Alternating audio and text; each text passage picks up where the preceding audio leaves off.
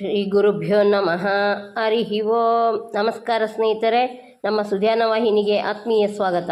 ಮಹಾಭಾರತದ ಪಾತ್ರ ಸಂಗತಿಗಳಲ್ಲಿನ 50ನೇ ಪಾತ್ರವಾದಂತಹ ಕಂಕಭಟ್ಟ ಎಂಬ ಬಗ್ಗೆ ಒಂದಿನಿತು ತಿಳಿಯೋಣ. ಕಂಕಭಟ್ಟ ಎಂದರೆ ಕಪಟ ವೇಷದ ಬ್ರಾಹ್ಮಣ ಎಂಬ ಅರ್ಥವೂ ಇದೆ. ಕಂಕ ಎಂದರೆ ಯಮಧರ್ಮರಾಯ.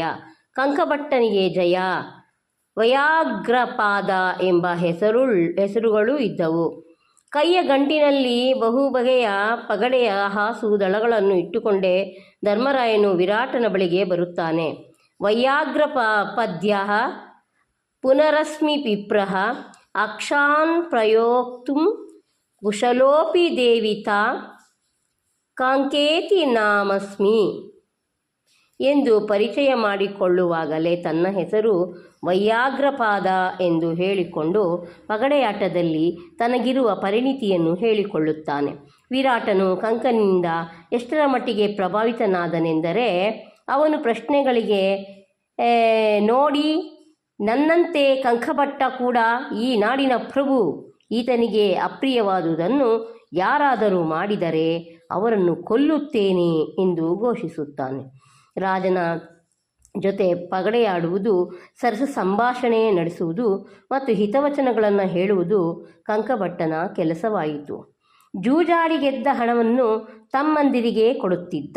ಮುಂಗೋಪಿಯಾದ ಭೀಮನು ಎಲ್ಲರೆದುರಿಗೆ ಕೀಚಕನನ್ನು ಕೊಲ್ಲಲು ಸಿದ್ಧನಾದಾಗ ತುಂಬ ಬುದ್ಧಿವಂತಿಕೆಯಿಂದ ಅದನ್ನು ತಪ್ಪಿಸಿ ತಮ್ಮ ವೇಷ ಬದಲಾಗದಂತೆ ಎಚ್ಚರ ವಹಿಸಿದ ಕೀರ್ತಿ ಈತನಿಗೆ ಸಲ್ಲುತ್ತದೆ, ಧರ್ಮರಾಯನಿಗೆ ಸಲ್ಲುತ್ತದೆ. ಸದಾ ವಿರಾಟನ ಅಭ್ಯುದಯವನ್ನು ಬಯಸುತ್ತಿದ್ದ ಕಂಕಭಟ್ಟನು ಅಂದರೆ ಧರ್ಮರಾಯನು ಗೋಗ್ರಹಣದ ಸಂದರ್ಭದಲ್ಲಿ ತಮ್ಮಂದಿರೊಂದಿಗೆ ತಾನೂ ಸುಶರ್ಮನ ಮೇಲೆ ಆಕ್ರಮಣಕ್ಕೆ ಹೊರಡುತ್ತಾನೆ.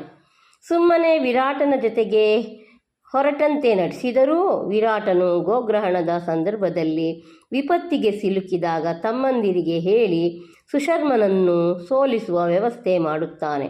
ಇಲ್ಲೂ ಕೂಡ ಶತ್ರುಗಳಿಗೆ ಪತ್ತೆಯಾಗದಂತೆ ಎಚ್ಚರ ವಹಿಸಲು ಭೀಮ ನಕುಲಾದಿಗಳಿಗೆ ಹೇಳಿದ್ದು ಕಂಕಭಟ್ಟನ ಮುನ್ನೆಚ್ಚರಿಕೆಯ ಗುಣವನ್ನು ತೋರಿಸುತ್ತದೆ.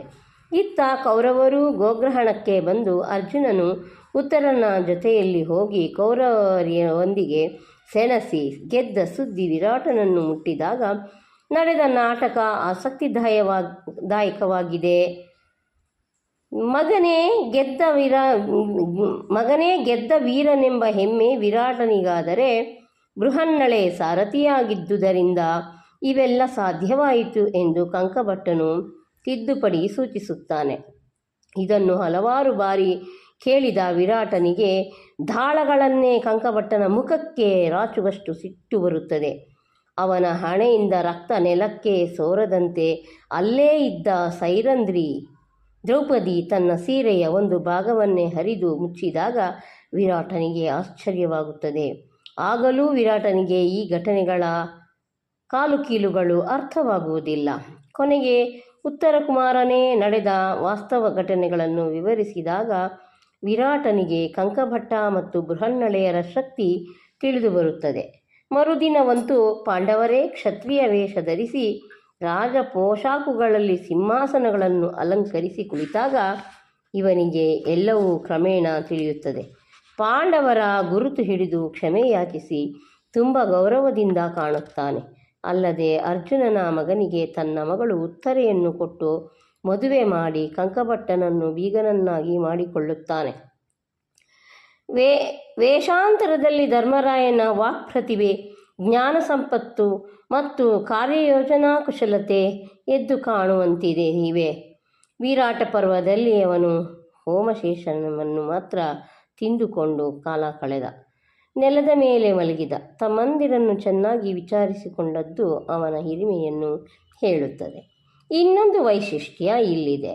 6 ಜನರು ಬೇರೆಯವರಿಗೆ ಗೊತ್ತಾಗದಂತೆ ವಿರಾಟನ ಊರಿಗೇ ಬಂದು ವಿಧವಾದ ಉದ್ಯೋಗಗಳನ್ನು ಆರಿಸಿಕೊಂಡು ದುಡಿದದ್ದು ಅವರ ಯೋಜನಾ ಪ್ರತಿಭೆಯನ್ನು ತೋರಿಸುತ್ತದೆ.